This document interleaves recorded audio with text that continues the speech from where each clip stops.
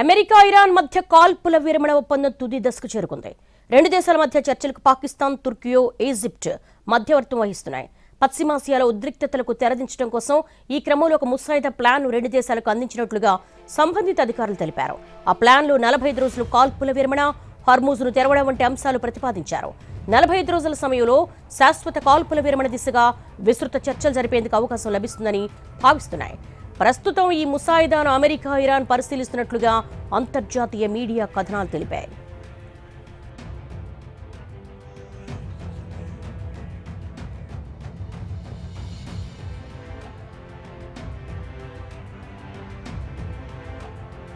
పశ్చిమాసియా ఉద్రిక్తతలకు తెరదించడం కోసం ముసాయిదా ప్లాన్ రెడీ చేస్తున్నారు. అమెరికా, ఇరాన్ మధ్య కాల్పుల విరమణ ఒప్పందం తుది దశకు చేరుకున్నట్టుగా భావిస్తున్నారు. రెండు దేశాల మధ్య చర్చలకు పాకిస్తాన్, తుర్కీ, ఈజిప్ట్ మధ్యవర్తిత్వం వహిస్తున్నాయి. పశ్చిమాసియాలో ఉద్రిక్తతలకు తెరదించడం కోసం ఈ క్రమంలో ఒక ముసాయిదా ప్లాన్ను రెండు దేశాలకు అందినట్లుగా సంబంధిత అధికారులు తెలిపారు. ఆ ప్లాన్లో 45 రోజుల కాల్పుల విరమణ, హార్మూజ్ను తెరవడం వంటి అంశాలను ప్రతిపాదించారు.